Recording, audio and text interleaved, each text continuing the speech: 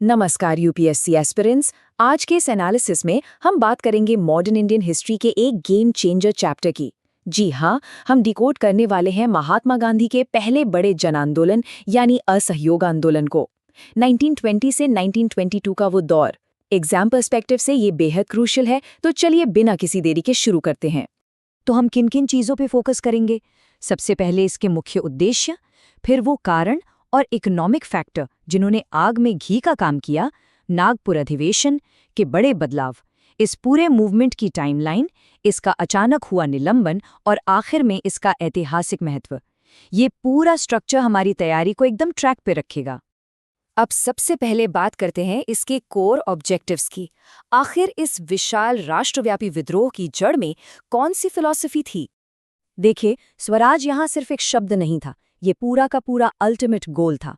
ये वो समय था जब मांगे सिर्फ पिटिशन लिखने तक सीमित नहीं थी, बल्कि शांतिपूर्ण और जायज तरीकों से स्वशासन यानी सेल्फ रूल की तरफ शिफ्ट हो रही थी। और हाँ, चंपारण, अहमदाबाद और खेरा में जो शुरुआती सक्सेस मिली थी ना, उसने इस राष्ट्रव्यापी मांग के लिए एक बहुत ही सॉलिड बेस तैयार कर दिया था।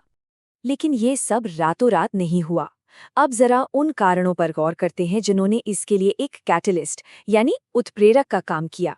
1920 से पहले का वो माहौल कैसा था? असंतोष के इन 4 मुख्य स्तंभों को समझना बहुत जरूरी है। जलियांवाला बाग हत्याकांड और फिर हंटर कमीशन के खुले पक्षपात ने तो जैसे ब्रिटिश न्याय से लोगों का भरोसा ही उठा दिया। मॉन्टेग्यू चेम्सफोर्ड सुधारों का डुअल गवर्नेंस मॉडल पूरी तरह से फेल रहा। ऊपर से रॉलेट एक्ट जैसा काला कानून, और इसी दौरान खिलाफत आंदोलन ने हिंदुओं और मुसलमानों को ब्रिटिश शासन के खिलाफ एक साथ लाकर खड़ा कर दिया। इस बदलाव को जरा ध्यान से देखिए। रॉलेट एक्ट से पहले लोगों के मन में कहीं ना कहीं ये उम्मीद थी कि शायद कुछ अच्छे संवैधानिक सुधार होंगे, फेयर ट्रायल मिलेगा। लेकिन रॉलेट एक्ट के बाद बिना किसी मुकदमे के 2 साल तक जेल में डालने की उस मनमानी शक्ति ने सारा भ्रम तोड़ दिया। लोगों में भयंकर आक्रोश था और ब्रिटिश न्याय प्रणाली पर बचा खुचा विश्वास भी खत्म हो गया।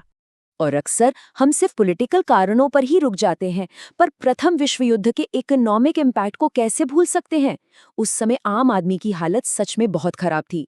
रोजमर्रा की चीजों के दाम आसमान छू रहे थे, किसानों को उनकी फसल का सही दाम नहीं मिल रहा था और युद्ध में अनगिनत भारतीयों ने अपनी जान गंवाई थी। तो कुल मिलाकर सरकार के खिलाफ ये सिर्फ एक राजनीतिक विद्रोह नहीं था, बल्कि एक बहुत गहरा आर्थिक विद्रोह भी था। तो इस उबलते हुए माहौल में कांग्रेस का क्या रिस्पॉन्स रहा? आइए देखते हैं दिसंबर 1920 के उस बेहद अहम नागपुर अधिवेशन को। ये वो समय था जब कांग्रेस के एडमिनिस्ट्रेटिव स्ट्रक्चर में कुछ बड़े बदलाव हुए और सच कहूं तो ये एक मास्टर स्ट्रोक था। लक्ष्य पूरी तरह से स्वराज पर सेट कर दिया गया। रोजमर्रा के कामों के लिए 15 मेंबर की एक वर्किंग कमेटी बनाई गई। कांग्रेस कमेटियों को भाषा के आधार पर ऑर्गेनाइज किया गया और सबसे बड़ी बात, मेंबरशिप फीस घटाकर सिर्फ 4 आना कर दी गई। इन कदमों ने कांग्रेस को कुछ खास लोगों के एलीट क्लब से निकालकर एक मास ऑर्गेनाइजेशन में बदल दिया। स्ट्रैटेजी तो बन गई, अब बारी थी एग्जीक्यूशन की। देखते हैं कि यह आंदोलन कैसे पूरे देश में फैला। टाइमलाइन बेस्ड सवालों के लिए इस क्रोनोलॉजी को एकदम क्लियर रखना है। अगस्त 1920 में आंदोलन ऑफिशियली शुरू हुआ। फिर दिसंबर 1920 में नागपुर अधिवेशन ने इस पूरी रणनीति को तराशा। 1921 आते आते कराची खिलाफत सम्मेलन ने इसे और मजबूती दी, और फिर फरवरी 1922 जब चौरी चौरा की वो घटना हुई जिसने सब कुछ बदल कर रख दिया। खैर, इस दौरान विरोध के तरीके बड़े ही यूनिक और डायनामिक थे। ब्रिटिश सामान और सरकारी संस्थानों का पूरी तरह बॉयकॉट किया गया। हजारों छात्रों ने सरकारी स्कूल छोड़कर 800 से ज्यादा राष्ट्रीय विद्यालयों में एडमिशन लिया। बड़े बड़े नेताओं ने अपनी उपाधियां लौटा दी। खुद गांधी जी ने अपना कैसरे हिंद मेडल वापस कर दिया। हर तरफ खादी और चरखे का ही जोर था। मिदनापुर में नो टैक्स कैंपेन चला और यहाँ तक कि असम के चाय बागान के मजदूर भी हड़ताल पर चले गए। मतलब हर कोई अपने लेवल पर लड़ रहा था। और इस जनसैलाब को दिशा कौन दे रहा था? जाहिर है, हमारे कई महान नेता।